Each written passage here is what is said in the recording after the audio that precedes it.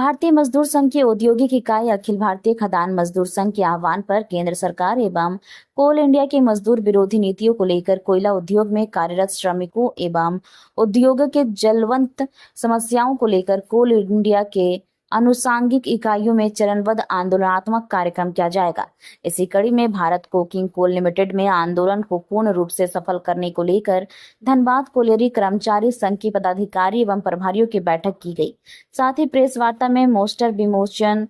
किया गया। संघ के महामंत्री उमेश कुमार सिंह ने बताया कि बैठक में सर्वसम्मति से निर्णय लिया गया कि महासंघ के द्वारा निर्धारित आंदोलन को विशेषज्ञ से प्रभावी ढंग से करने हेतु रणनीति बनाई गई है और सभी पदाधिकारियों ने एक सुर में अपना मंतव्य दिया है। आंदोलन के प्रथम चरण में 23 जुलाई से 31 जुलाई तक विशेषज्ञ मुख्यालय के मुख्य द्वार सहित पूरे कोयलरी क्षेत्र में गेट मीटिंग, द्वितीय चरण में 5 अगस्त से 14 अगस्त तक विशेषज्ञ के समस्त क्षेत्र और उसके खदान एवं खदानों के आसपास के परिसर और आसपास के गांव में जनसंपर्क कर जन जागरण अभियान। तृतीय चरण में 25 अगस्त से 5 सितंबर तक विशेषज्ञ मुख्यालय सहित समस्त क्षेत्रों में नुक्कड़ सभा, पब्लिक मीटिंग, प्रेस कॉन्फ्रेंस किया जाएगा और आंदोलन के चतुर्थ चरण में 15 सितंबर को विशेषज्ञ के समस्त क्षेत्रीय मुख्यालय के समक्ष एक दिवसीय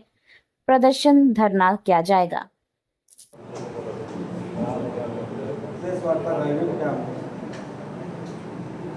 सर बताया जाए। जी, सबसे पहले तो आप सभी का को नमस्कार और स्वागत विश्वकर्मा भवन धनबाद कर्मचारी संघ कार्यालय में। चूँकि आज प्रेस वार्ता का मुख्य उद्देश्य अभी पिछले महीने में हमारा धनबाद कोयलरी कर्मचारी संघ के बैनर के तले अपनी AVKMS महासंघ की कार्य समिति की जो बैठक हुई,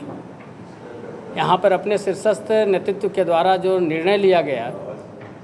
कि कोयला उद्योग को बचाने के लिए भारतीय मजदूर संघ को चरणबद्ध आंदोलन करने की आवश्यकता है और उसी कड़ी में यह तय हुआ और 24 जुलाई से लेकर के 15 सितंबर तक हमारा कोल इंडिया बचाओ अभियान के तहत क्षेत्र सह जन जागरण भी करना है। गेट मीटिंग, पीट मीटिंग, प्रदर्शन, धरना, ये सारा उस कार्यक्रम में हमारा समाहित है। और इसके बावजूद भी अगर कोल इंडिया प्रबंधन और सरकार ये जो 8 सूत्री मांग है, उस 8 सूत्री मांग पर गंभीरता से विचार अगर नहीं करती है, क्योंकि सारे श्रमिकों से जुड़ा हुआ, कोयला उद्योग से जुड़ा हुआ, जो राष्ट्र के हित में भी है, उद्योग को हित में भी है और मजदूर के हित में भी है, तीनों को हित में ध्यान में रखते हुए इस कार्यक्रम को करने का जो निर्णय लिया गया है और विशुद्ध रूप से मजदूरों की ताकत के बल पर यह जो कोयला उद्योग में जो अड़ियल रवैये की जो प्रबंधन की जो नीति बन गई है, उस नीति को उनको बैकफुट पर लाना, चूँकि आप आउटसोर्सिंग के तरफ जो उनका रुझान बढ़ा है, कहीं ना कहीं इस आउटसोर्सिंग के माध्यम से इस कोयला के श्रमिकों का दोहन भी हो रहा है। दोहन इस मामले में हम कह सकते हैं कि आउटसोर्सिंग आप कर तो रहे हैं, लेकिन उस श्रमिकों का भी काफ़ी दोहन हो रहा है जिनको हाई वेज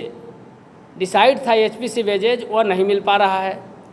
उनके कोई सोशल सिक्योरिटी उनका नहीं है, किसी प्रकार का वह एकदम इतनी बदतर स्थिति में उस श्रमिकों का ज़िंदगी कट रहा है। जब आप उनके नज़दीक में जाकर के देखेंगे तो आप भी, चूँकि चौथा स्तंभ हैं, मीडिया के लोग हैं, आपको समझ में आएगी कि भारतीय महासंघ जिस बात को कह रहा है वह बिल्कुल सत्य है। और इसलिए प्रबंधन को हमेशा समय समय पर BMS इस बात को बताने के लिए कटिबद्ध है और बताया भी है, लेकिन कहीं न कहीं प्रबंधन इस पर नज़रअंदाज करते हुए टाल मटोल की नीति जो अपनाई है, जिसके चलते आज भारतीय मजदूर संघ को विवश होकर के इस कोयला उद्योग के लिए और श्रमिकों के हित के लिए और इसमें राष्ट्र का भी भला है, चूँकि अगर कोयले का गुणवत्ता खराब होगा, हमारे कोयले बाज़ार में आएंगे जाएंगे नहीं, तो हमारा कहीं ना कहीं जाकर के हमारा इसका बाज़ार पर भी असर पड़ेगा। इन सारे मुद्दों को ध्यान में रख कर के बीएमएस इस कार्यक्रम को तय किया है और हम सब कर रहे हैं।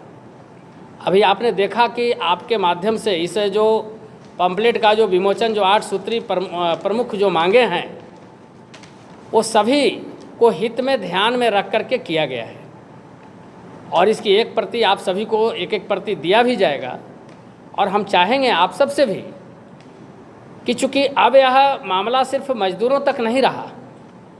अब इस कोयला क्षेत्र में निवास करने वाले वैसे परिवार जो झुग्गी झोपड़ी में रहते हैं, जो अपनी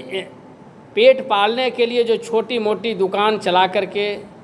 अपने बाल बच्चों का भरण पोषण करते हैं, उनका भी अस्तित्व खतरे में है। तो भारतीय मजदूर संघ समग्र चिंतन